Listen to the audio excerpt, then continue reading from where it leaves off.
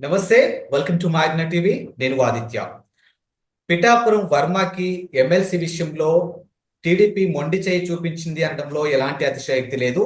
ఇప్పుడు ఆ అంశం మీద పిఠాపురం వర్మ వైఎస్ఆర్సీపీలో చేరబోతున్నారనేది ఒక హాట్ టాపిక్ గా వినిపిస్తుంది. ప్రస్తుతానికి ఈ అంశం ఆంధ్రప్రదేశ్ రాజకీయాల్లో చాలా ఒక రకమైనటువంటి వైబ్ నే క్రియేట్ చేస్తుంది. మరి దీని గురించి తెలుసుకునే ప్రయత్నం చేద్దాం. ప్రస్తుతానికి మనతో పాటు లైవ్ లో ఉన్నారు విశాఖ జిల్లా వైఎస్ఆర్సీపీ అధికార ప్రతినిధి డాక్టర్ మల్లేశ్వర్ గారు మనతో ఉన్నారు. ఒక్కసారి మేడంతో మాట్లాడించే ప్రయత్నం చేద్దాం. మేడం నమస్తే మేడం. నమస్తే అండి. మేడం, పిఠాపురం వర్మకి ఎమ్మెల్సీ విషయంలో టీడీపీ మొండి చేయి చూపించడంతో రానున్న రోజుల్లో ఆయన వైఎస్ఆర్సీపీలో చేరబోతున్నారని ఇప్పటికే వైఎస్ఆర్సీపీ ఉన్నటువంటి నేతలతో ఆయన చర్చలు కూడా జరిపినట్టు వినిపిస్తూ ఉంది. మరి దీన్ని ఎలా చూస్తున్నారు? అసలు ఇందులో ఎంతవరకు వాస్తవం ఉంది? అంటే ఇప్పుడు అది ఎంతవరకు వాస్తవమో లేదో మనకు తెలియదు కానండి. అంటే బయటకు వచ్చేంత వరకు రాజకీయంగా ఏం జరుగుతుంది అని మనం ప్రెడిక్ట్ చేసి చెప్పేంత పరిస్థితి అయితే ఏం ఉండదు. ఉమ్, ఎందుకంటే ఇవాళ ఈ పార్టీలో ఉన్న వాళ్ళు రేపొద్దున ఆ పార్టీలోకి వెళ్తున్నారు, ఆ పార్టీలో ఉన్న వాళ్ళు ఈ పార్టీలోకి వస్తున్నారు. ఉమ్, నిజంగా ఇవాళ గమనించుకున్నట్లయితే ఇన్ని సీట్లు గెలుచుకొని ఇవాళ వాళ్ళు కూటమి ప్రభుత్వంలో గవర్నమెంట్ లో ఉన్నప్పటికీ కూడా చాలా మంది టీడీపీ వాళ్ళు వైఎస్ఆర్సీపీలోకి వస్తున్నారు. ఇవాళ మనకేమి ప్రభుత్వంలో మన పార్టీ లేదు, ప్రతిపక్షంలో ఉన్నప్పటికీ కూడా ఓడిపోయినప్పటికీ కూడా జనాలు అటు నుంచి ఇటు వస్తున్నారు అని అంటే ఆ కూటమి ప్రభుత్వంలో జరుగుతున్నటువంటి పరిపాలనలో లోపాలు అయ్యుండొచ్చు, లేకపోతే అక్కడ వాళ్ళ మనోభావాలు దెబ్బతిన్నడం అవ్వచ్చు, లేకపోతే ఆ కూటమి ప్రభుత్వంలో ఉన్నటువంటి నాయకులకే వాళ్ళు న్యాయం చేయలేకపోవచ్చు. ఈ సంఘటనలన్నీ ఎవరి పర్సనల్ ఇండివిజువల్ డెసిషన్స్ అవేంటి, వాళ్ళ వర్మ గారైనా ఇంకొకరైనా ఎవరు వచ్చినా కూడా వాళ్ళ పర్సనల్ డెసిషన్ కే మనం వదిలేయాలి. ఎందుకంటే వాళ్ళ ఆలోచన దృక్పథానికి నిజంగా వర్మ గారి విషయంలో చాలా అన్యాయం జరిగిందనే చెప్పాలి. ఎందుకనంటే అంత పాపం ఆయన జాలి తెలిసి వదిలేసినటువంటి సీట్ అది. ఆ భిక్ష పెట్టారు ఒక రకంగా చెప్పాలంటే పవన్ కళ్యాణ్ గారికి. అలాంటి సీటును ఆయన ఇచ్చేసినప్పుడు ఆయనకి ఎమ్మెల్సీ ఇవ్వడంలో తప్పు లేదు కదా. ఆయన వదిలేసినప్పుడు మీరు ఆయనకి తిరిగి ఇచ్చేటువంటి ప్రయాస ఏదైతే ఉందో అందులో మీ అన్నగారికి తెచ్చుకున్నటువంటి ప్రయాసపడినటువంటి తీరులో ఒక 10% పాపం వర్మ గారి కోసం చేసుంటే బాగుండేదేమో అని నాకు అనిపిస్తుంది. ఇది నా పర్సనల్ డెసిషన్. కానీ వర్మ గారు వస్తున్నారు అని అంటే ఆయన పర్సనల్ డెసిషన్, అది ఆయనకే వదిలేయాలి. ఒకవేళ నిజంగా ఆయనకు జరిగింది అన్యాయమే, అక్కడ ఇంకా ఆయన ఉండి అవమానాలు పడాలి, లేకపోతే ఆయన క్యాడర్ ని కూడా అవమానం పడి చేసుకోవాలి, లేకపోతే నిన్నగాక మొన్న వచ్చి ఎలక్షన్ ముందుకు వచ్చి మా అడ్డా ఇది మా అడ్డా అని మాట్లాడుతున్నటువంటి వాళ్ళందరికీ ఆయన సమాధానం చెప్పాలి అనుకుంటే మా వైఎస్ఆర్సీపీ పార్టీకి రావచ్చు. Always welcome. ఎవరిని వద్దనే ప్రసక్తి అయితే ఏం ఉండదండి. మ్యామ్, ఇప్పుడు ఒకవేళ ఎవరు వస్తే వైఎస్ఆర్సీపీ నుంచి ఆయనకి ఏ విధమైనటువంటి ఒక పొజిషన్ ఇచ్చే ఛాన్సెస్ ఉండొచ్చు ఆయనకి అసలు వైఎస్ఆర్సీపీలో? అంటే ఇంక అదే సార్, ఇప్పుడు కష్టపడే వాళ్ళకి ఎప్పుడైనా పార్టీలో మంచి గుర్తింపు ఉంటుంది, అందులో 1% డౌట్ లేదు. సీనియర్లు వస్తున్నారు, సీనియర్స్ కి ఎవరెవరికి ఇవ్వాల్సినటువంటి ప్రియారిటీ కాంగ్రెస్ పార్టీ నుంచి చాలా మంది వస్తున్నారు. కాంగ్రెస్ పార్టీలో ఉన్నటువంటి పెద్దలు అప్పట్లో రాజశేఖర రెడ్డి గారితో ప్రయాణం చేసిన వాళ్ళందరూ మళ్ళీ తిరిగి ఈ గూటికి వస్తున్నారు, జగన్మోహన్ రెడ్డి గారికి దగ్గరికి వస్తున్నారు అని అంటే ఎవరికి ఇవ్వాల్సినటువంటి ప్రియారిటీ వాళ్ళకు ఉంటుందండి. ఇవాళ టీడీపీ నుంచి వస్తే ఉండదు, జనసేన నుంచి వస్తే ఉండదు, బీజేపీ నుంచి వస్తే ఉండదు అనే అనే ప్రసక్తే లేదు. ఎందుకంటే రాజకీయాల్లో ఈ పార్టీ నుంచి ఆ పార్టీకి, ఆ పార్టీ నుంచి ఈ పార్టీకి షిఫ్ట్ అన్నది క్వైట్ కామన్ థింగ్ అది. సో కాకపోతే ఎంత ఎప్పుడైతే మనం ఒక పార్టీని నమ్ముకొని ఆ పార్టీ కండువా కప్పుకొని మనం వచ్చామో ఆ పార్టీకి తగ్గ విధంగా మనం ఒక నిబద్ధతతో పనిచేసుకుంటూ వెళ్తే జగన్మోహన్ రెడ్డి గారు మంచి ఆపర్చునిటీస్ ఇస్తారు, ఆయన మంచి స్థానాన్ని అయితే కల్పిస్తారండి. మేడం, ఇప్పుడు నిన్న జరిగినటువంటి ఆ మీటింగ్ లో కూడా ఆడుదాం ఆంధ్రాకి సంబంధించినటువంటి అంశంలో భారీగా అవకతవకలు జరిగాయని, భారీ మోసాలు జరిగాయని, మరి రానున్న రోజుల్లో ఇదే అంశం మీద ఆర్కే రోజా కూడా అరెస్ట్ కి సిద్ధంగా ఉండాలి అన్నట్టుగా ఒకటి వినిపిస్తూ ఉంది. సో దీన్ని ఎలా చూస్తున్నారు? నిజంగానే అంతగా అవకతవకలు జరిగాయి అసలు? వాళ్ళే నిన్న అసెంబ్లీలో జరగలేదని చెప్పారు కదండి.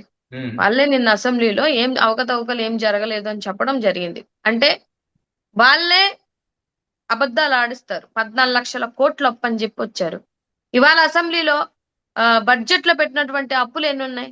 4.5 లక్షల కోట్ల అప్పు ఉన్నాయి. అంటే అన్ని అబద్ధాలే.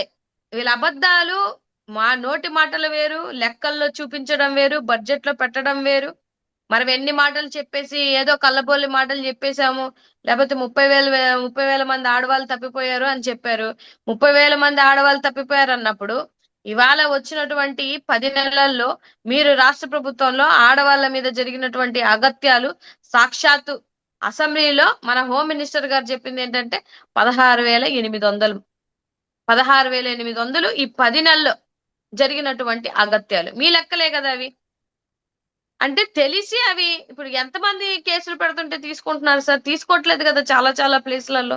అంటే ఇంకా తెలియక ఇంకెన్ని జరిగాయో ఆలోచించండి. అలాగా ప్రతిదీ వాళ్ళు చెప్పేది ఒక మాట, బడ్జెట్ లో పెడుతుంది ఒక మాట, ఇక్కడ ఒక మాట అబద్ధాలు ఆడతారు. ఇప్పుడు సరే ఒకవేళ జరిగిందే అనుకోండి సార్, మీ ప్రభుత్వమే కదా, ఎంక్వైరీ చేయండి, తప్పేముందండి? ఎవరైనా సరే వాళ్ళు కూడా, రోజా గారు కూడా కోరుకుంటుంది అదే కదా. ఆవిడ ఏదైనా తప్పు చేసిందంటే ఆవిడే అంటుంది ఎంక్వైరీ చేసుకోండి అని అంటుంది. మళ్ళీ నేను అసెంబ్లీలో ఏం జరగలేదని చెప్తుంటారు. అంటే ఏం చెప్తే జరిగిపోతుంది, ఏం చెప్పినా జనాలు వినేస్తారు, మనం ఎన్ని అబద్ధాలు చెప్పుకుంటూ వెళ్ళిపోతుంటే కూడా వాళ్ళు గొర్రెల్లా వినేస్తారు అని అనుకుంటే అది చాలా చాలా అమాయకత్వం సార్. రాజకీయ నాయకులు, పెద్ద పెద్ద నాయకుల కన్నా తెలివైన వాళ్ళు ఎవరు అంటే రాష్ట్ర ప్రభుత్వంలో ప్రజలు. వాళ్ళు చూస్తారు, వాళ్ళు వెయిట్ చేస్తారు, వాళ్ళ టైం వచ్చినప్పుడు సమాధానం చెప్తారు డెఫినెట్ గా. సో ఈ ఈ ప్రాసెస్ లో వీళ్ళు చేస్తున్నటువంటి హై డ్రామాలు, హై నాటకాలు, కాసేపు 4 లక్షల ఉద్యోగాలు ఇచ్చానని అన్నారు అసెంబ్లీలో, అది గవర్నర్ గారు చెప్తున్నటువంటి ప్రసంగంలో కూడా ఉన్నాయి. మళ్ళీ ఏమంటారు, ప్రింట్ మిస్టింగ్ అంటారు. ఇవి అసలు చెప్పే మాటలేనా సార్? ఒక రాష్ట్ర ప్రభుత్వము ఒక మాట మాట్లాడుతుంది అసెంబ్లీ నుంచి అని అంటే 5 కోట్ల మంది జనాలు, ఇంకా పక్క పక్క రాష్ట్రాల్లో ఉన్నటువంటి మన జనాలందరూ అబ్జర్వ్ చేస్తున్నప్పుడు ఏదో చిన్నపిల్లల మాటలు మాట్లాడినట్టు ప్రింట్ మిస్టేక్ పడింది, లేకపోతే మేము చెప్పామా, మేము గానాల్లో ఉన్నాము, మేము అనుకున్నాము, నేను అక్కడ ఇక్కడ చదివేసి వినేసి 14 లక్షల కోట్లని అనేసుకున్నాను అని సాక్షాత్తు 40 సంవత్సరాలు రాజకీయ ఎక్స్పీరియన్స్, విజనరీ అని చెప్పుకున్నటువంటి చంద్రబాబు నాయుడు గారు మాట్లాడుతుంటే, ఎడ్యుకేషన్ మినిస్టర్ అయినటువంటి లోకేష్ బాబు గారు మాట్లాడుతుంటే, ఇంక ఏం చెప్పాలి సార్ ఈ రాష్ట్ర ప్రభుత్వంలో ఉన్నటువంటి జనాలకి? మనం ఏం చెప్పక్కర్లేదు లేండి సార్, అండ్ వాళ్ళు చాలా తెలివైన వాళ్ళు, అన్ని అర్థం చేసుకుంటున్నారు కూడా. అండ్ ప్రస్తుతానికి ఆంధ్రప్రదేశ్ రాష్ట్ర వ్యాప్తంగా చూసుకున్నట్లయితే వైఎస్ఆర్సీపీకి సంబంధించినటువంటి నేతలు అవ్వచ్చు, కార్యకర్తలు అవ్వచ్చు, ప్రతి ఒక్కళ్ళు కూడా ప్రస్తుతానికి ఇప్పుడు ఫీజు 4 కి సంబంధించినటువంటి అంశంలో నిరసనలు వ్యక్తం చేస్తూ ఉన్నారు, వీటిపైన ఫైట్ చేస్తూ ఉన్నారు. సో ఇది ఏ విధంగా ముందుకెళ్తుంది? అసలు మీరు ఫైట్ చేస్తున్నటువంటి తీరులో ప్రభుత్వం నుంచి మీకు ఏ విధంగా అంటే సపోర్ట్ ఏమైనా వస్తుందా, లేకపోతే మీరు ఫైట్ చేస్తున్న దానికి వాళ్ళు ఏమైనా న్యాయం చేస్తామని మీకు ఏమైనా హామీలు ఇచ్చారా? ఎందుకు ఇస్తారు సార్ హామీలు? వాళ్ళకి చేసే ఉద్దేశం లేదు కాబట్టి బడ్జెట్ లో పెట్టలేదు. వాళ్ళు ఎందుకు ఇస్తారండి? రాష్ట్ర ప్రజల యొక్క యువత భవిష్యత్తు వాళ్ళకి ఏం పట్టదు. ఆ రోజు ఓట్ల రోజు వాళ్ళకి అవసరం ఏంది? అడుక్కున్నారు, బతిలాడుకున్నారు, లేనిపోని అన్ని చెప్పారు. లేదు విద్యా దీవెన గాని, లేకపోతే విద్యా వసతి గాని, లేకపోతే మనకి ఆ యువతకి ఇచ్చే భృతి గాని, ఇవన్నీ ఇస్తామనే కదా ప్రతి ఒక్క మీటింగ్ లో వాళ్ళు చెప్పారు కదా. చెప్పినప్పుడు అలాంటప్పుడు మీరు ఇవాళ ఎందుకు చేయలేకపోతున్నారు? ఒక మాట మీరు అబ్జర్వ్ చేస్తే గత ప్రభుత్వంలో జగన్మోహన్ రెడ్డి గారు విద్యా దీవెన కింద 2,800 కోట్లు ఇచ్చారు ఒక సంవత్సరానికి. వసతి దీవెన కింద 1,100 కోట్లు ఇచ్చారు. 1 year లో రెండు కలిపితే 3,900 కోట్లు సార్. లాస్ట్ మొన్న వీళ్ళు బడ్జెట్ లో ఎంత పెట్టారంటే 700 కోట్లు పెట్టారు. అది మరి ఎంతమందికి ఇచ్చారో కూడా మరి ఆ దేవుడికే తెలియాలి. పెట్టడం అయితే 700 కోట్లు పెట్టారు. అంటే 3,900 కోట్లు పెట్టాల్సినటువంటి పొజిషన్ లో 700 కోట్లు పెడితే 3,200 బకాయిలు పెండింగ్ ఉంచినట్టే కదా. మళ్ళీ ఈ సంవత్సరం 3,900, 3,900 ప్లస్ 3,200 కలిపితే 7,100 కోట్లు ఏది వీళ్ళకి ఇవ్వాల్సినటువంటి బకాయిలు. నిన్న బడ్జెట్ లో ఎంత పెట్టారు? 2,600 పెట్టారు కోట్లు. అంటే వీళ్ళకి ఇచ్చే ఉద్దేశం ఉన్నట్టా లేనట్టా సార్ మీరు చెప్పండి. అండ్ ఇప్పుడు ఎంత ఏదైతే అంత కరోనా లాంటి విపత్తు వచ్చినా కూడా 2 సంవత్సరాలు కరోనాలో కూడా జగన్మోహన్ రెడ్డి గారు ఏ పథకం ఆపకుండా, మీరన్నట్టు ఆ శ్రీలంకన్ చేయకుండా, ఏ విద్యార్థులకు డబ్బులు పూర్తి ఫియర్ ఇన్వెస్ట్మెంట్ ఇచ్చినటువంటి వ్యక్తి జగన్మోహన్ రెడ్డి గారు సార్. ఇన్ని కోట్లు, అసలు ఇన్ని కోట్లు ఒక మాట చెప్పమనండి సార్, అసలు ఎంతమంది లబ్ధిదారులు ఉన్నారో వీళ్ళకి తెలుసా? పోని రాష్ట్రంలో యువత ఎంతమంది లబ్ధిదారులు ఉన్నారు, లేకపోతే పథకాలు ఎంతమందికి ఇస్తున్నారు, ఆ పథకాలు ఎంతమంది లబ్ధి పొందుతున్నారు అనే విషయం అన్న ఇప్పటికి 10 నెలలైంది కదా, వాళ్ళకి ఇప్పటికీ క్లారిటీ లేదు అసలు. ఏం జరుగుతుందో రాష్ట్ర ప్రభుత్వంలో, ఏ పథకాలకి ఎంత డబ్బు ఖర్చు పెట్టాలి, ఏ పథకాలకి ఎంతమంది లబ్ధిదారులు ఉన్నారు అన్న క్లారిటీ 10 నెలలైనా వాళ్ళకి ఇప్పటికీ లేదు. మ్యామ్ ఇప్పుడు అందుకని ఏదైతే ఇష్టాసారంగా మ్యామ్ ఇష్టం వచ్చినట్టు ఇప్పుడు ఏదైతే వైఎస్ఆర్సీపీ వాళ్ళు ఫీజు పోర్ అంటూ బయటకు వచ్చారో ఇదే అంశం పైన ఇప్పుడు మీరు అన్నట్టు విద్యాశాఖ మంత్రి లోకేష్ గారు కూడా కామెంట్ చేశారు కొన్ని గంటల క్రితమే. అసలు వైఎస్ఆర్సీపీ వాళ్ళు నిన్నటి వరకు ఫీజు పోర్ అని బయటకు వచ్చారు, ఇప్పుడేమో యువత పోర్ అంటూ వస్తున్నారు. అసలు వాస్తవానికి వాళ్ళకేం కావాలి, ప్రజలకి అసలు అంటే ప్రతిపక్ష హోదాలో ఉండి ప్రజలకు అసలు ఏమి ఇప్పించాలో వాళ్ళకే క్లారిటీ లేదు. వీళ్ళు మా ప్రభుత్వాన్ని ప్రశ్నిస్తారా అనే కోణంలో కూడా ఆయన కామెంట్ చేయడం జరిగింది. మరి ఆ కామెంట్ ఎలా చూస్తున్నారు అసలు మీరు? ఆయనకు క్లారిటీ ఉందా సార్? పోనీ రాష్ట్ర ప్రజలు, యువత ఏం బాధపడుతున్నారు? ఒక మిడిల్ క్లాస్ ఫ్యామిలీ ఫీజులు కట్టకపోతే తల్లిదండ్రులకి అప్పు పుట్టక ఎంతమంది అలా కడుపు బాధతో క్షోభతో బాధపడుతున్నారు? అది క్లారిటీ ఉందా ఆయనకి? పోనీ ఎంతమంది మీరు ఫీ రీఎంబర్స్మెంట్ వేయకపోతే, హాల్ టికెట్లు ఇవ్వకపోతే ఎంతమంది బిడ్డలు సూసైడ్ చేసుకున్నారో పోనీ క్లారిటీ ఉందా వీళ్ళకి? ఏమి మీరు మీరు తీసుకొచ్చినటువంటి నారాయణ చైతన్య కాలేజీలలో ఎంతమంది సూసైడ్లు జరగట్లేదు సార్? మొన్న జరగలేదా? ఆ తల్లిదండ్రులకి శవాన్ని ఆ బాడీని ఎట్లా అంటే చెత్త కుప్పని ఇసిరేసినట్టు ఇచ్చారు ఆ తల్లిదండ్రులకి. పొద్దున్న నుంచి పెద్ద పెద్ద హైడ్రామాలు ఆడి మధ్యాహ్నమో సాయంత్రమో వాళ్ళకి ఇచ్చారు. అంటే బీదలకి, లేకపోతే బిలో పావర్టీ లైన్ లో ఉన్న వాళ్ళు వీళ్ళ దృష్టిలో చదువుకోకూడదు. పేదవాడు అన్నోడు తెల్ల కోటు వేయకూడదు సార్. వీడి ఆలోచన అట్లనే ఉంటది. మరి ఎందుకు మీరు నిజంగానే మీకు అంత క్లారిటీ ఉంటే ఎడ్యుకేషన్ మినిస్టర్ గారిని అడుగుతున్నాను, మరి ఇవన్నీ జరుగుతున్నాయి కదండి, వీటి మీద ఎక్కడన్నా యాక్షన్ తీసుకున్నారా? పోనీ వీటి మీద ఎక్కడన్నా ప్రశ్నించారా? పోనీ ఇంత జరుగుతుంది అన్యాయం అని ఏమైనా శ్వేతపత్రాన్ని రిలీజ్ చేశారా మీరు? మీరు చేయరు. మీకు చేయడం ఇష్టం లేదు. అదే ఒప్పుకోండి రాష్ట్ర ప్రజలకి. మా బాధ ఏంటంటున్నారా? మేము వాయిస్ ఆఫ్ వాయిస్లెస్ గా రాష్ట్రంలో ఉన్నటువంటి బాధలు ఏది, మీరు అబద్ధాలు, పచ్చి అబద్ధాలు చెప్పి రోడ్డు మీదకి జనాలను తీసుకొని వస్తే వాళ్ళకి భరోసాగా మేము అండగా ఉంటున్నాం. మా వైఎస్ఆర్సీపీకి సంబంధించిన స్టూడెంట్ ప్రెసిడెంట్లు, యూత్ ప్రెసిడెంట్లు అందరూ కలిపి ధర్నాలు చేసాం. తప్పే ఉంది సార్? మేము చెయ్యదు, మీరు చేయరు, మమ్మల్ని చేయనివ్వరు.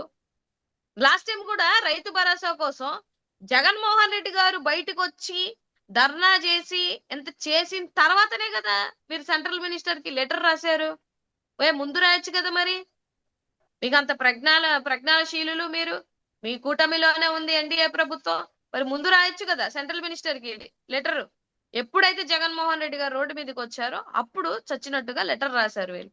ఇప్పుడు కూడా ఏంటంటే జనాలకి, ఆ బిడ్డలకి న్యాయం జరగాలి అనే ఒకే ఒక ఉద్దేశంతో ఇవాళ అన్ని జిల్లాల్లో ఇవాళ ప్రోగ్రామ్ చేయడం జరిగింది సార్. ఎంతమంది స్టూడెంట్లు వచ్చారు సార్? మీరు పోనీ వీడియోలు చూడండి, తెలుస్తుంది.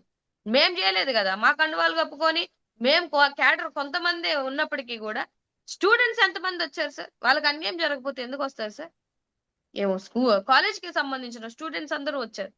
తర్వాత స్టూడెంట్స్ కి సంబంధించిన యూనియన్స్ వచ్చాయి. వాళ్ళందరూ మాకు ధర్నా ఏదైతే మేము చేసినామో పోరుబాటుకి అండగా నిల్చున్నారు. వాళ్ళు ఎందుకు నిల్చున్నారండి? మాకేముంటది సార్? జగన్మోహన్ రెడ్డి గారికి ఏముంటది? చేయాల్సింది మీరు చేయలేకపోతున్నారు. మేము ప్రశ్నించాల్సినటువంటి బాధ్యత మాది. 1,30,00,000 మంది మాకు ఓట్లు వేశారు. 40% ఓట్ షేరింగ్ ఉంది. అలాంటి వాళ్ళందరికీ మేము న్యాయం చేయకుండా నీరత పక్కన పట్టాల్సిన అవసరం మాకేముందండి? డెఫినెట్ గా వాయిస్ ఆఫ్ వాయిస్లెస్ గా ఈ రాష్ట్ర ప్రభుత్వంలో ఉన్నటువంటి కూటమి ప్రభుత్వాన్ని ఎండగట్టే ఏకైక పార్టీ వైఎస్ఆర్సీపీ పార్టీ. ఎస్, ప్రస్తుతానికి ఎమ్మెల్యే కోటాలో ఏదైతే ఎమ్మెల్సీ అభ్యర్థుల్ని ఆల్మోస్ట్ ఖరారు చేశారో ఐదుగురిని, ఈ ఐదుగురు విషయంలో బీజేపీ తరఫున ఖరారు చేసినటువంటి సోము వీర్రాజు ఎవరైతే ఉన్నారో ఆయన వైఎస్ఆర్సీపీ వాళ్ళతో కొంచెం క్లోజ్ గా ఉంటారని, ఆయన మా వ్యక్తి అన్నట్టుగా మీ పార్టీ వాళ్ళు చెప్తున్నారనేది ఒకటి బయటకు వస్తూ ఉంది. సో దీన్ని ఎలా చూస్తున్నారు అసలు? ఏ పార్టీ వాళ్ళని ఈ పార్టీలో ఉన్న వాళ్ళని పక్క పార్టీ వాళ్ళని మా పార్టీ వాళ్ళని ఎందుకంటాం సార్? ఎలాగంటాం మనం? మా పార్టీలో ఉన్న వాళ్ళని మా పార్టీ అంటాం. మా పార్టీ కండువా కప్పుకున్న వాళ్ళని మా పార్టీ అంటాము. మా పార్టీలో సభ్యత్వం ఉన్న వాళ్ళని మా పార్టీ అంటాము. అంతేగాని పక్క పార్టీ వాళ్ళని మా పార్టీ వాళ్ళని మా వాళ్ళు ఎందుకు అంటారు? నేను ఆ పార్టీ కండువా కప్పుకొని ఈ వైఎస్ఆర్సీపీ పార్టీలో మనిషిని అని చెప్పి ఆయన ఎందుకు అంటారు సార్? ఇదంతా అంటే కుట్రపూరితమైనటువంటి రాజకీయ భాగంలో చేస్తున్నటువంటి పనులే తప్ప ఈ అంటే ఆయనకి వైఎస్ఆర్సీపీలో ఉన్నటువంటి కొంతమంది నేతలతో ఒక రకమైనటువంటి సన్నిహిత సంబంధాలు ఉన్నాయనేది కూడా ఒకటి వినిపిస్తూ ఉంది.